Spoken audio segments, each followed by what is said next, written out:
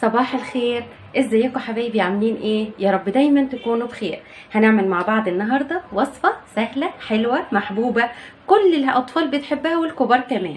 هنعمل مع بعض البانيه الذهبي الكريسبي اللي محتفظ بالكفر بتاعه. ان شاء الله يطلع زي الفل ويعجبك.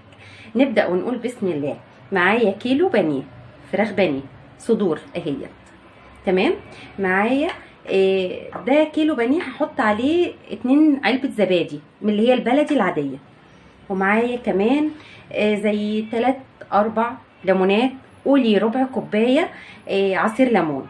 تمام. معايا كمان كوب من مية البصل بطماطمية كده، جيت فرماهم حلو قوي وصفيتهم وطلع الكوباية بتاعت مية البصل بالطماطم دي. معايا كمان بقى التوابل. انا مش هزود توابل ازيد من اللازم علشان انا عايزه احتفظ بطعم البانيه، فهحط ملح وفلفل، معلقه ملح، معلقه فلفل اسود، معلقه بهارات، معلقه جنزبيل بودره، معلقه توم بودره وبصل بودره. حط المكونات دي على بعض وهنشوف هنعمل ايه بالراحه كده ونقول بسم الله. هخلط بقى المكونات دي يا رب كده بس يكون الدنيا باينه. اهو تحط الزبادي. تمام. وميه البصل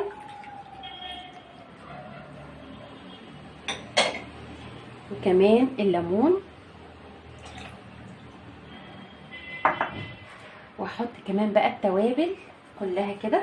ادي الملح والفلفل والبهارات والزنجبيل البودره او جنزبيل بودره على حسب ما تقوليه، توم بودره وبصل بودره، من كل حاجه كده معلقه. وهخلط بقى كده المكونات دي كده مع بعضها. تمام كده. اخلطها كده واضربها لحد ما تمتزج كلها مع بعضها، علشان دي اللي هتخلي البانيه بتاعي طعمه ملهوش حل. صدقيني دي خلطه سحريه مش هتندمي. انسي بقى اي خلطه تانية وجربي دي وان شاء الله هتنبسطي قوي قوي منها. هحط بقى فيها دلوقتي الصدور بتاعتي او البانيه بتاعي اهوت.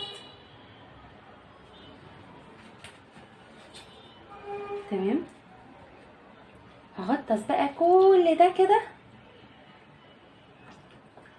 اهو.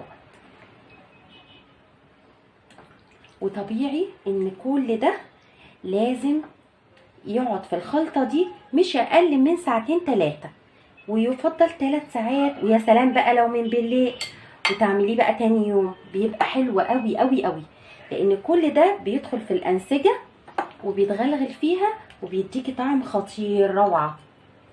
اهوت انا حطيته كله اهوت. وهغطيه بقى بالبلاستيك راب وادخله التلاجة مش اقل من 3 ساعات، وهنشوفه بقى مع بعض لما يطلع علشان نعمل مع بعض الكفر بتاع البقسماط والدقيق والخلطة بقى اللي هتخليه كريسبي وذهبي وما يشربش منك زيت ويبقى حلو قوي. انا خلصته اهوت، حطيت كل الكمية اللي عندي. هغطيه بقى بالبلاستيك راب وادخله التلاجة لمدة 3-4 ساعات او على الاقل خالص خالص 2 ساعات، ولما يطلع نعمل مع بعض الكفر بتاعه ونقليه مع بعض وتشوفي شكله عامل ازاي. وبكده حبايبي اهوت البانيه غبله زي 3-4 ساعات في التلاجة، طلعته. هنعمل بقى دلوقتي التغطية بتاعته. معايا 3 حبايات بيض وملح وفلفل، حط عليهم دلوقتي 2 معلقة لبن كده. تمام. ومعايا كمان كوباية دقيق، حطيت عليها نص معلقة بصل بودرة وتوم بودرة ومعلقتين نشا اهمت. النشا ده بقى هو اللي هيخليه كريسبي كده من بره وحلو قوي وطري من جوه. تمام. ومعايا البقسماط بتاعي اهو متبل برضو والدنيا كويسه معاه. لو انت حابه تعملي بالفيجيتار او الكنور على طول مفيش مشكله خالص.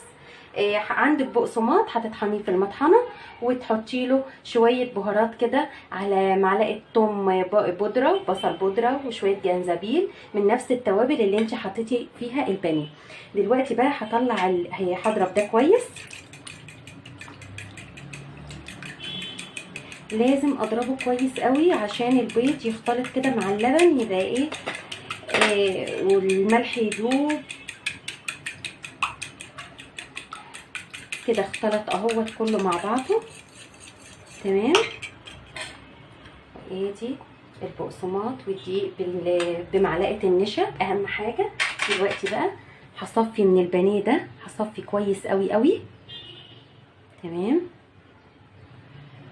واحط في الدقيق الاول اهوت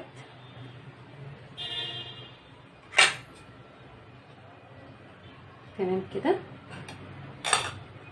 هحطه في البيض باللبن اهوت،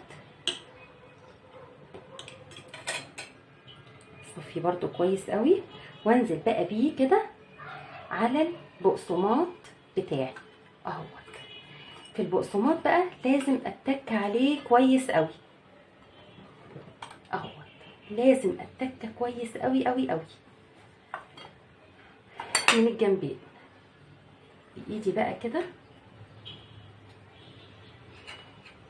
وهدخله بقى، هعمل كذا واحده معاكم دلوقتي، هدخله التلاجة نص ساعه قبل ما انزله في الزيت علشان خاطر يثبت كده معايا اهوت ويبقى كويس. طبعا جنبي بقى بكون محضره طبق كبير او صينيه ونشتغل كده اهوت. اصفي قوي قوي قوي، وبعدين انزل في الدقيق والنشا تمام كده اهوت، وبعدين في البيض واللبن. هو طبعا سهل ما فيهوش حاجه، كلنا بنعمله في بيوتنا، هي مجرد تكات بسيطه او فكره بسيطه بوضحها. كلنا بنستفيد من بعض. انا الفقيره لله يعني. بس هي تكه النشا مع الدقيق دي بتخليه حلو قوي قوي، وزي ما انت شايفه كده لازم اضغط عليه كويس قوي. ولما بيدخل بقى التلاجة ويغيب نص ساعه كمان قبل ما انزله في الزيت بيبقى حلو قوي اهوت اهو. هكمل انا بقى الكميه بتاعتي كلها وهدخله التلاجة نص ساعه، وقبل ما احطه في الطاسه انزله في الزيت هنشوفه مع بعض. بكده انا خلصت البانيه وحطيته كمان نص ساعه في التلاجة علشان يمسك في بعضه. وبعدين انا دلوقتي كميه كبيره عليا، ما رضيتش احطه في طبقين، وما ينفعش ان انا احطه فوق بعضه عشان هيلزق في بعضه ويمسك في بعضه. فخدت كيس من اللي هم بتوع التلاجة او بتوع اللبن دول، رحت قطعاه فصلاه ورحت حاطه اللي انا عملته الاولاني اهوت. وبعد كده جيت حاطه الكيس بتاعي وحطيت اهوت ودخلته التلاجة. طلعته بقى دلوقتي، طاسه سخنه اهيت، هحطها على النار دلوقتي. اول ما الزيت احس ان هو سخن، ما ينفعش احط البانيه والزيت بارد خالص. لو حطيت البانيه والزيت بارد اتاكدي كده ان الكفر بتاعه هيقب ويطلع من البانيه من اللحم نفسه.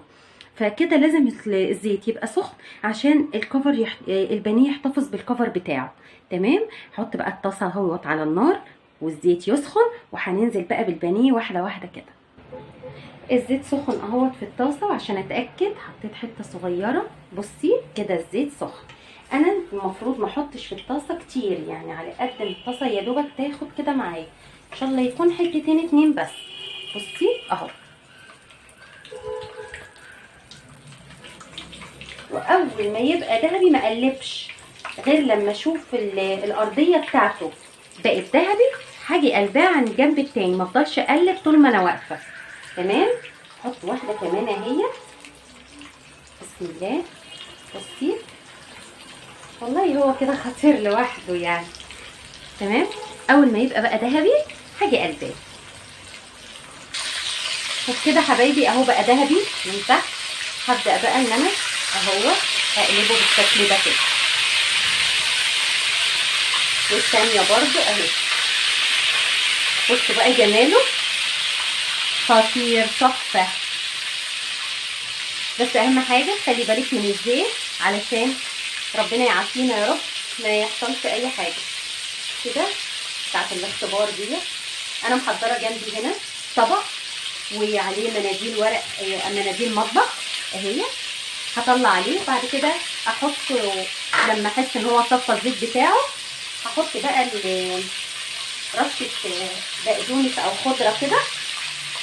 فهخلص بقى الكميه بتاعتي كلها كده وتشوفوه واحنا بنقدمه كده مع بعض.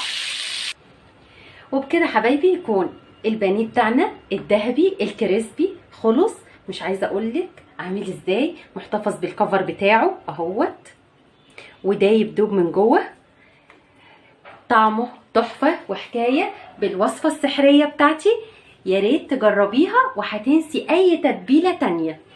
بتمنى يكون الفيديو عجبكم ونال اعجابكم. ما تنسونيش في اللايك وشير وسبسكرايب للقناه لو اول مره تشرفيني وتدخلي عندي عشان يوصلك مني كل جديد. كنت معاكم انا سونسون فودز.